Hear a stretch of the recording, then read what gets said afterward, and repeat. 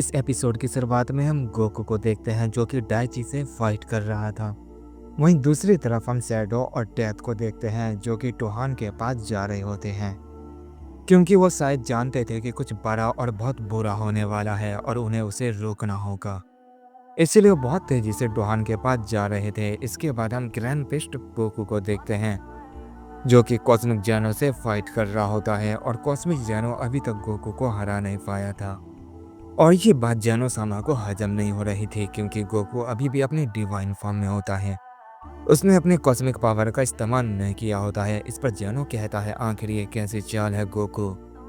अब तक तो तुम्हें हार जाना चाहिए था, लेकिन तुम्हारी पावर तो और ज़्यादा बढ़ गई है, वो भी बिना नई ट्रांसफॉर्मेशन के। ये कैसे पॉसिबल है? इस पे गोकू कहता है, ये आपको लगता है जैनो सामा, लेकिन मुझे नहीं। ये कहने के बाद गोकू एक बहुत ही पावरफुल डिवाइन पंच तैयार करता है और वो फौरन ही जैनो सामा के ऊपर कर देता है। ये देखकर जैनो सामा भी फौरन अपना ओमनी कॉस्मिक पंच तैयार करते हैं और गोकू के ऊपर कर देते हैं। जैसे उनका पंच आपस में टकराता है, वहाँ पर बहुत ज़्यादा तबाही मच जाती है। पर जैनो सामा उस अटैक के बाद भी नहीं रुकते हैं। वो गोकू के ऊपर अपना दूसरा उंगली पंच कर देते हैं, जिससे वहाँ पर और ज़्यादा तबाही मच जाती है। वो लगातार गोकू को डिफीट करने के लिए अटैक किए ही जा रहे होते हैं। ग्रैंड पिस्ट गोकू कहता है, लगता है जैनो सामा आपको बहुत जल्दी है, आप मुझे हराने के लिए कुछ भी करने के लिए तैयार हैं।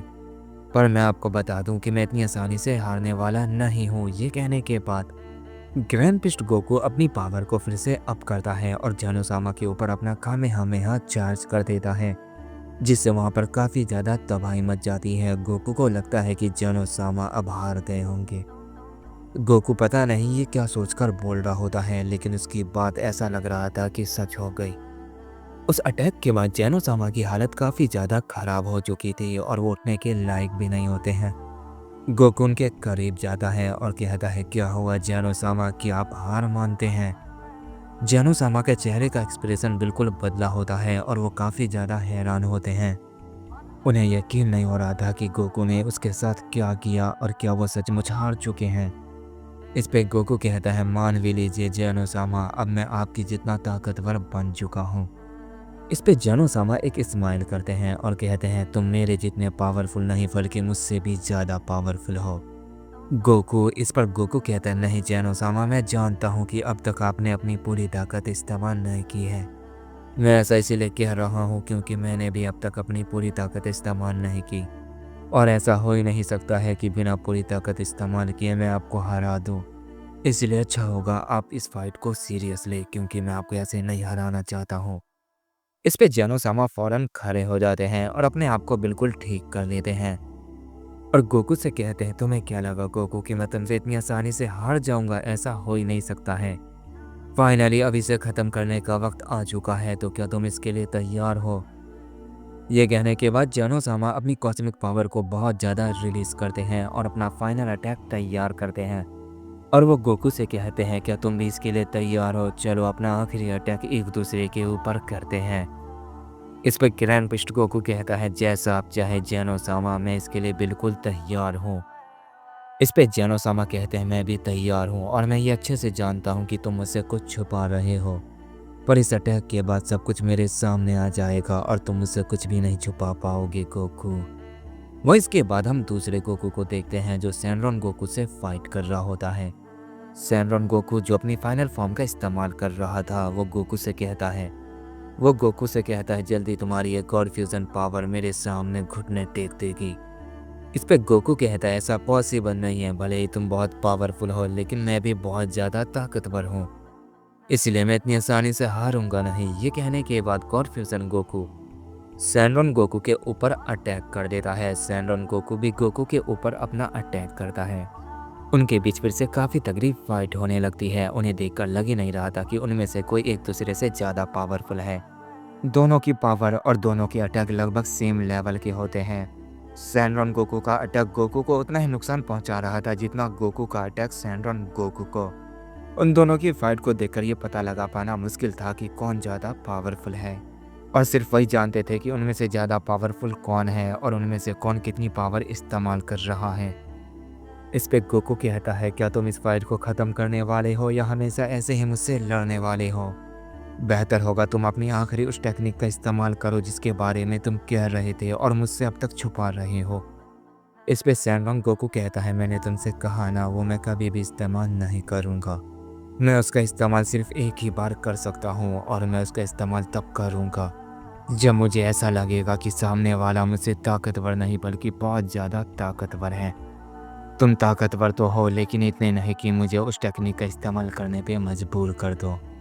इस पर गोकू एक स्माइल करता है और कहता है, अगर ऐसी बात है तो मैं तुम्हें मजबूर कर ही दूंगा। चाहे इसके लिए मुझे कुछ भी क्यों ना करना पड़े, मैं वो सब कुछ करूँगा। इस पे सैनरॉन गोकू भी मुस्कुराता है और कहता है, मुझे खुशी होगी अगर तुमने ये कर दिखाया तो, लेकिन मुझे लगता नहीं है तुम ऐसा कर पाओगे। ये कहते ही सैनरॉन गोकू अपनी की एनर्जी से एक स्वॉर्ड को तैयार करता है और गोकू के ऊपर अटैक कर देता है। ये देख के फौरन ही गोकू बहुत सारे क्लोन बना लेता है और एक साथ सैनरॉन गोकू के ऊपर अपना मिजोरी स्मैश अटैक कर देता है, जिससे वहां पर फिर से काफी ज्यादा तबाही मच जाती है।